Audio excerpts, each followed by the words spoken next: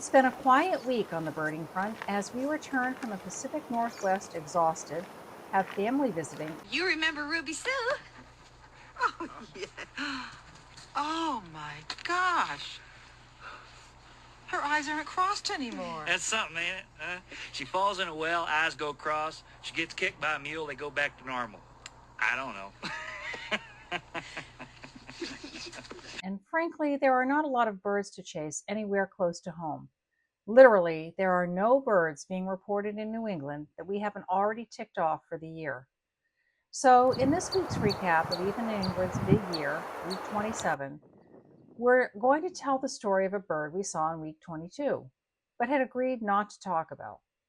It all began on May 9th as Ethan and I were finishing up our second trip to Florida of the year, planning to fly home on the 10th. A photo of a Willow Ptarmigan on Cliff Island was circulating through the Maine birding community. A Willow Ptarmigan is a rotund, hen-like bird that lives year-round on the Arctic tundra. While many of the birds that migrate through the U.S. also nest in the Arctic, they generally return to warmer climates in the fall. The Willow Ptarmigan is ideally suited to brutal cold and snow, turning all white in the winter and reddish-brown in the warmer months. They have heavily feathered feet that allow them to walk on top of deep snow and to excavate burrows for shelter. Due to their remote habitat, they have little fear of humans, often appearing tame and approachable. The Willow Ptarmigan on Cliff Island created quite a stir within the Maine birding community, with numerous birders traveling to the Casco Bay Island, which can only be reached by ferry, hoping to relocate the bird. By the time our flight got us back into Portland, Maine, most had given up. The bird was nowhere to be found. A couple weeks later, we received a heads up from a birding friend that another Willow Ptarmigan, or probably the same one, had been seen on a rural road in Waldoboro, Maine. Ethan and I searched the Waldoboro area where the bird had been reported, but dipped. Then, on May 28th, the bird was videoed sitting on the hood of a car at Small Point, a rustic private waterfront community a half-hour south of our home. With narrow dirt roads, home lots carved out of thick forest, and limited parking, and residents who guard their privacy, Small Point is absolutely the worst place for a rare bird to hang out, at least from the perspective of crazy birders that want to see it. Doug Hitchcox, staff naturalist for Maine Audubon, was up for the challenge.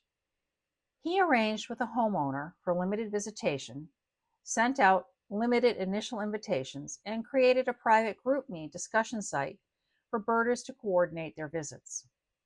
Doug produced a fascinating video of the challenges of coordinating this rarity's visit to Small Point. Please check it out.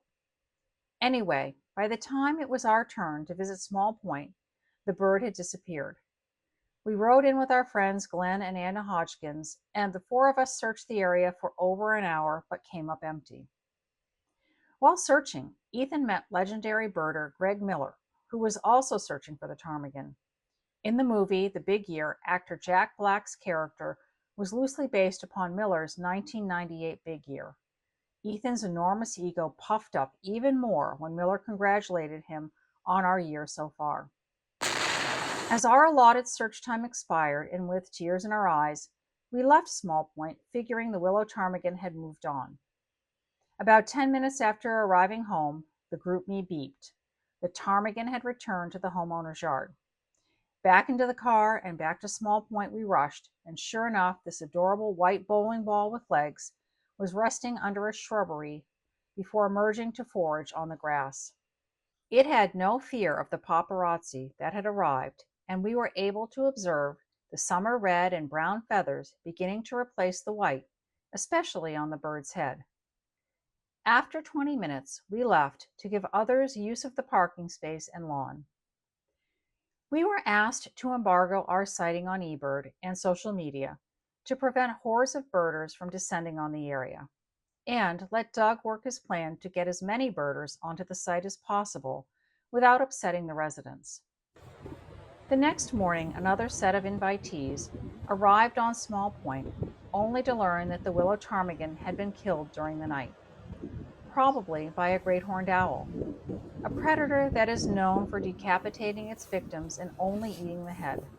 Sadly, that is how the ptarmigan was found.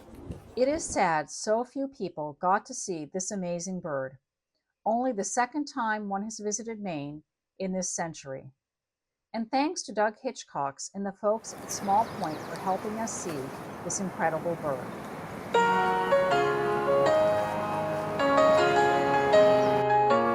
In a village far up Maine came a bird not seen in these lanes. Willow Ptarmigan so rare, feathers white, it had a flare.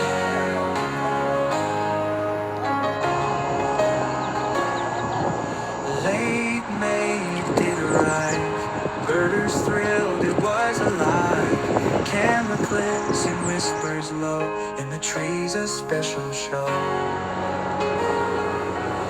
Willow surprise out of range, far from tundra quite a change.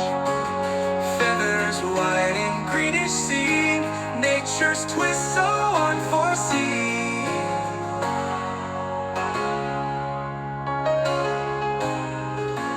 Every glance it stole the light, feathers gleaming pure and bright. Hopes and dreams the birders had, then the end, oh so sad. Great horned owl came in at night, silent wings so full of might. Willow's tail took a turn, heartfelt tears watchers yearn.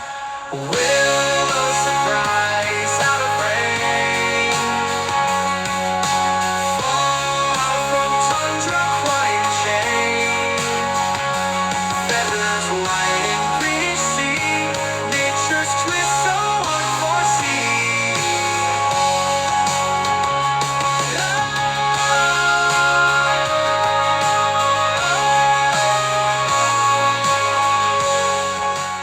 Thanks for watching this weekly recap of Ethan and Ingrid's 2024 Big Year.